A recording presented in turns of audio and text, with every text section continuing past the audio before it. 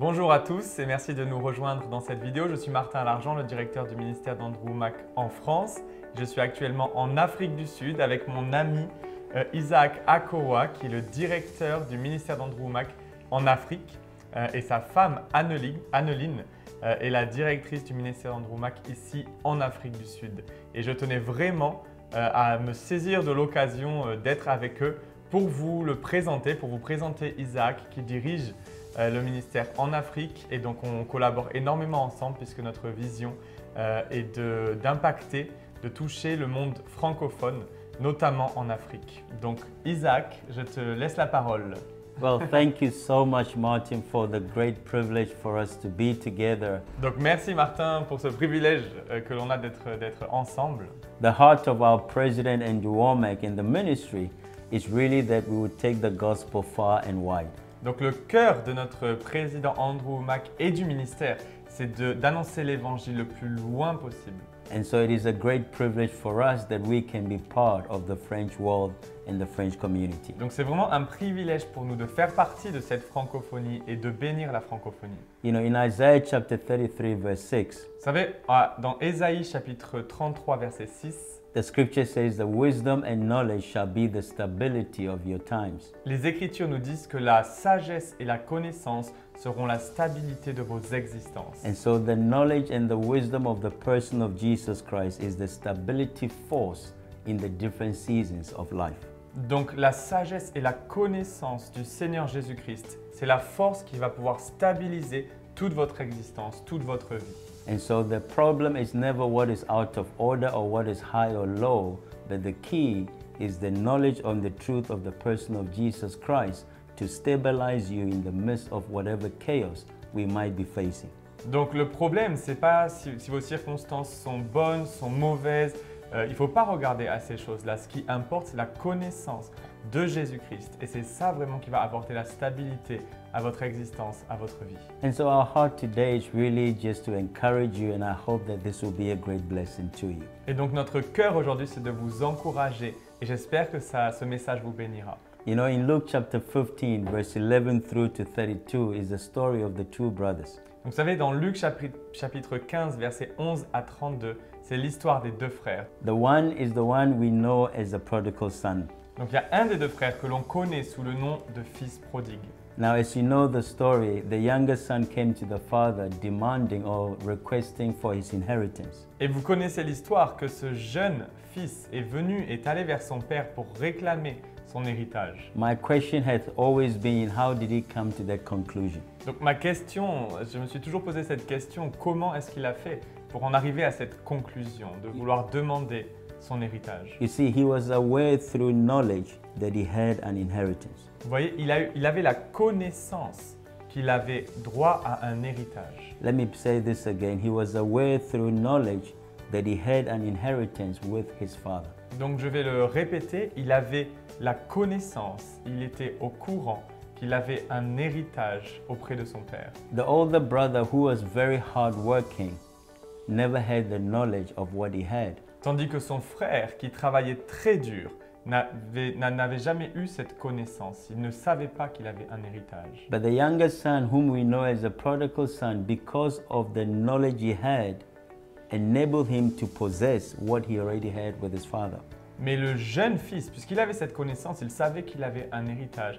Il a pu le demander et s'en saisir. Now, if you know the story, the father gave him his inheritance, and so he went out and he squandered all his inheritances. Maintenant, puisque vous connaissez certainement l'histoire, vous savez que le jeune homme a complètement gaspillé. Le père a donné son héritage au jeune homme, au jeune fils, qu'il a complètement gaspillé.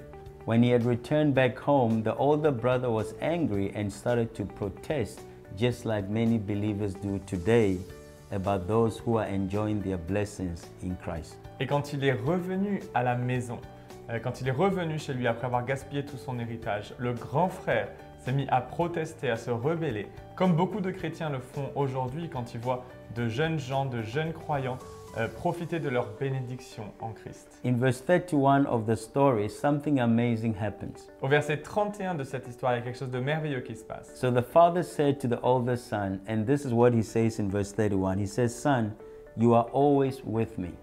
Et le Père dit au verset 31, c'est ce qu'il dit, il dit « Fils, mon fils, tu es toujours avec moi. and all that I have is yours. Et tout ce que j'ai est à toi. » And so the heart of this ministry is really to help you see all that God has made available to you in the person of Jesus Christ. Et le cœur de ce ministère, c'est de vous aider à voir et à comprendre tout ce qui est vôtre, tout ce qui est disponible au travers de Jésus-Christ. Let me also say that the ministry of Jesus was never what man could do for God, but rather what God has made available for man.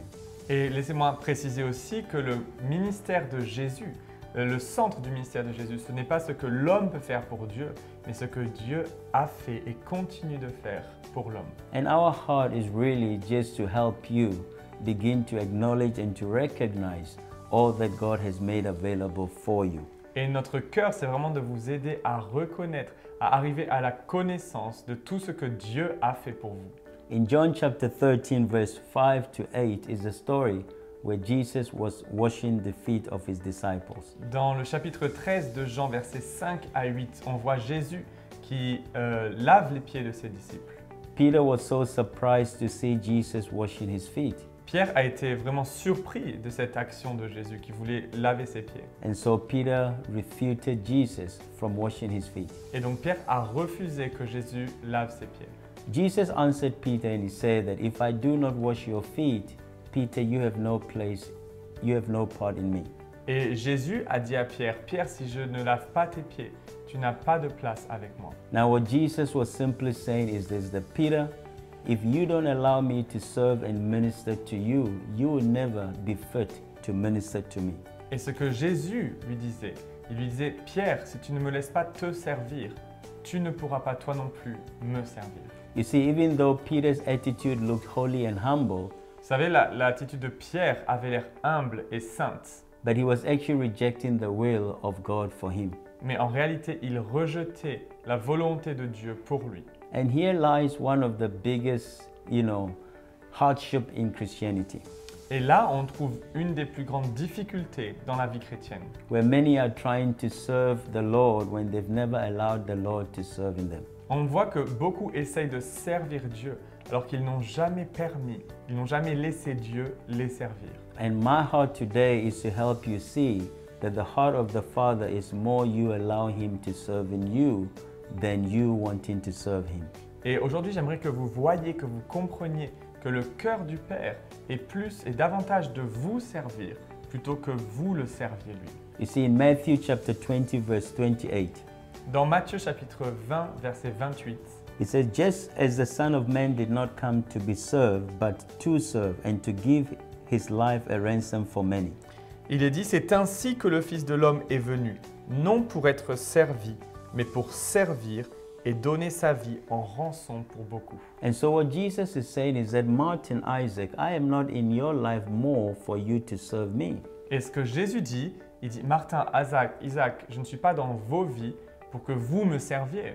And just as is what I believe God is saying to you right now. Et je crois que c'est ce que Dieu est en train de vous dire maintenant. And what God is saying is that I am not in your life that you will serve me, but much more that I will serve you. Il dit, la raison pour laquelle je suis dans votre vie, ce n'est pas pour que vous me serviez ou ce n'est pas pour vous obliger à me servir, mais c'est plutôt pour que je puisse vous servir. And God is really ministering to us in this passage of scripture, because until we allow Him to serve us, we will never be fit to serve Him. Et c'est vraiment une parole importante de la part de Dieu que l'on trouve dans ce passage, parce qu'on ne pourra pas servir Dieu comme on le veut, tant qu'on ne laisse pas Dieu nous servir. You know, in Ephesians, the scripture says that we will forgive one another even as God has forgiven us. Dans Éphésiens, il est dit que nous devons nous pardonner comme Dieu nous a pardonné. Just like the love of God, He said, man, that we love one another even as He has loved us. C'est comme l'amour de Dieu, nous sommes censés nous aimer les uns les autres,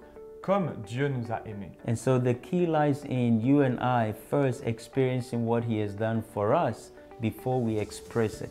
Et donc la clé, c'est d'expérimenter ce que Dieu a fait pour nous avant de pouvoir l'exprimer. And so the heart of Andrew Womack, our president, Et donc le cœur de Andrew Mack, notre président, and all the different locations around the world et de toutes les différentes locations, les différents bureaux à travers le monde, is really positioned to helping you to see and helping you experience God's heart for you. c'est de vous aider à voir et de vous aider à comprendre le cœur de Dieu pour vous.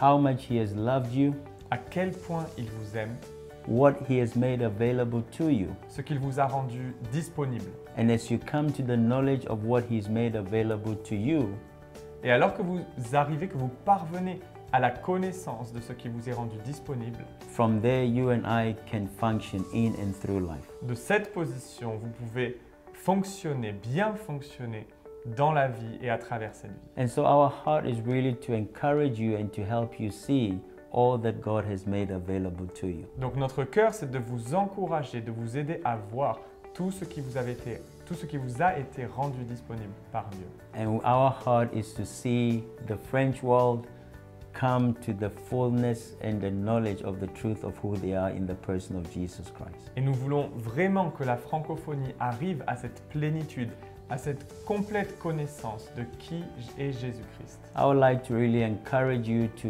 go onto our website, make use of the materials that are available to you. Je vous encourage vraiment à vous rendre sur notre site internet, sur nos réseaux sociaux et à profiter de toutes les ressources qui sont à votre disposition. Because it will be a great blessing to you. Parce qu'elles vous béniront grandement. We love you, we appreciate you, On vous aime, on vous apprécie and thank you for the opportunity to share with you today. et merci pour cette opportunité d'avoir partagé une parole avec vous aujourd'hui. Au revoir.